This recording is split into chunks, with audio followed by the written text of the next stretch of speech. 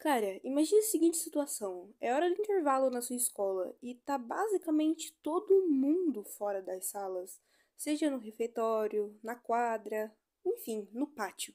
Quando de repente começa um tiroteio. E aí, qual a sua reação?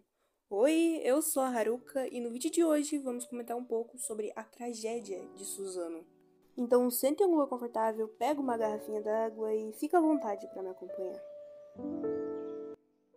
Era uma quarta-feira, dia 13 de março de 2019, por volta das 9 horas da manhã, quando, de repente, na Escola Estadual Professor Raul Brasil, no município de Suzano, em São Paulo, entrou duas pessoas disparando contra os funcionários do local e alunos. No horário em específico, uma boa parte da escola estava em intervalo. Pelo que eu entendi, na Escola Raul Brasil, o intervalo é diferente. Primeiro, algumas turmas têm intervalo e depois as outras. Então, uma boa parcela da escola estava em intervalo nesse momento.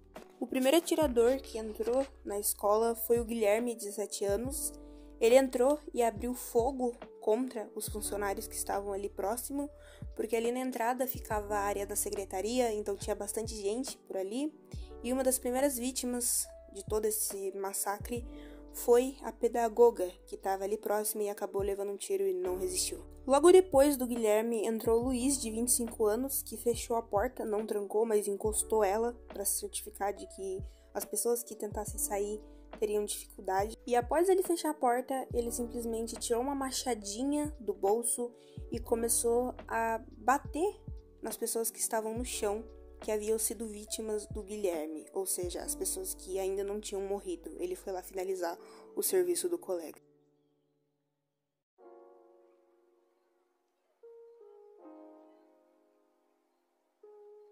Segundo o depoimento dos sobreviventes do massacre, eles ouviram os disparos, mas na hora acharam que era algum tipo de brincadeira de mau gosto ou que era bombinha. Mas depois que eles começaram a ouvir o desespero das pessoas gritando e saindo correndo, eles começaram a perceber que tinha uma pessoa armada dentro do colégio. E foi então que começou realmente o caos de todo mundo correr para se salvar.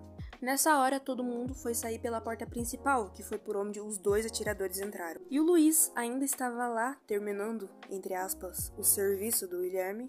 Na hora que os alunos foram passar por lá, ele começou a acertar a machadinha em todos esses alunos que estavam passando. Ou seja, foram mais de 20 pessoas feridas por conta do Luiz, que acertou todos eles com a machadinha. Inclusive, tem um vídeo muito perturbador que eu não posso passar aqui pra vocês, mas é um vídeo onde uma garota, ela está saindo por último e ela luta com ele, uma luta corporal com o Luiz, um dos assassinos. Ela também deu uma entrevista onde ela disse que na hora ela não estava nem conseguindo pensar, ela simplesmente queria sobreviver. Ele pegou ela para tentar matar e ela simplesmente lutou contra ele e conseguiu fugir. Então, se vocês quiserem, pesquisem aí, talvez eu deixe até o link aqui na descrição da entrevista que ela deu, uma das sobreviventes que lutou corpo a corpo com um dos assassinos. Enquanto o Luiz plantava todo esse caos na entrada, dois alunos foram levados às pressas para o hospital em estado grave, mas infelizmente não resistiram, se tornando 8 vítimas fatais, tirando os atiradores que cometeram suicídio no local. Mais de 23 pessoas foram levadas para o hospital, algumas com ferimentos não tão graves, outras apenas em estado de choque e infelizmente outras que tiveram danos permanentes. Eu não entendo muito de arma, mas eles estavam com armamento muito pesado, que a polícia até hoje se pergunta como eles tiveram acesso a tanto tipo de arma. Tinha até uma besta, que pra quem não sabe é um tipo de arco e flecha. Eles tinham rifles, vários tipos de munições e também bombas, e bombas caseiras. Explosivos que eram para ser usados, mas não foram. Não sei exatamente como descrever esse tipo de explosivo, mas era tipo um que se faz em casa, que coloca um pano em uma garrafa, coloca fogo e joga no lugar e ele explode.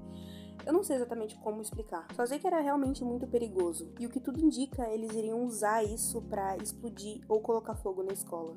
Por sorte, esse plano não foi executado, porque teria deixado. Durante a investigação, os policiais também encontraram um caderno do Guilherme, onde ele escrevia e desenhava coisas macabras. No caderno, ele escrevia várias frases tiradas da Bíblia satânica. E bom, aqui não tem nenhum tipo de intolerância religiosa, obviamente que todo mundo tem que respeitar cada tipo de religião.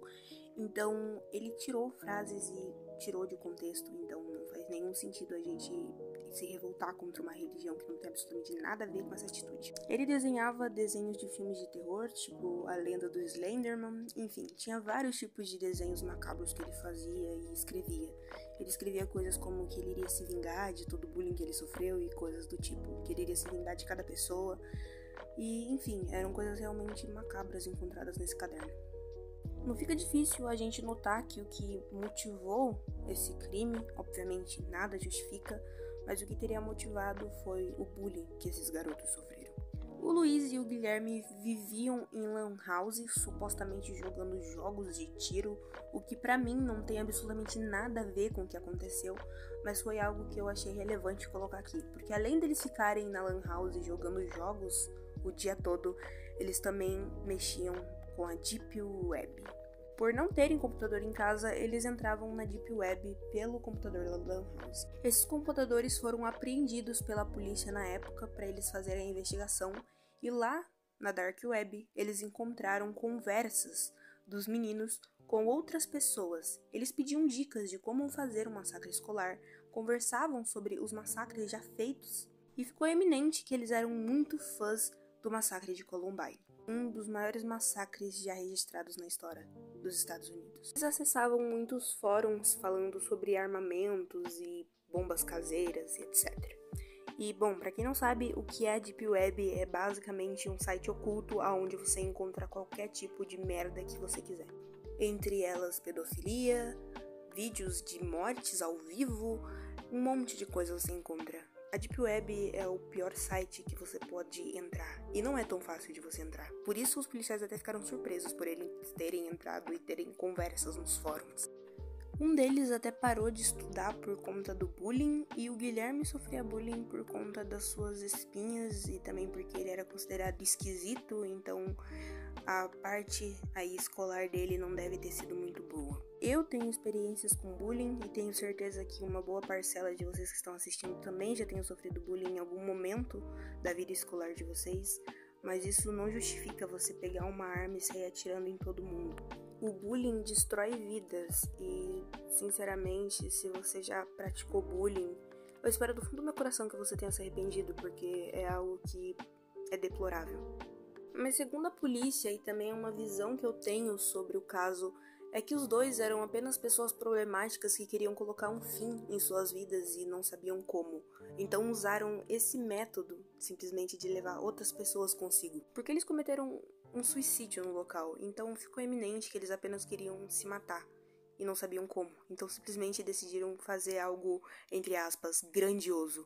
E que eu digo grandioso é na cabeça deles, porque eles eram pessoas doentes, então é isso. Eu também discordo muito dessa visão em que os jornais passaram no início, de que simplesmente eles fizeram isso porque eles gostavam muito de jogos de tiro.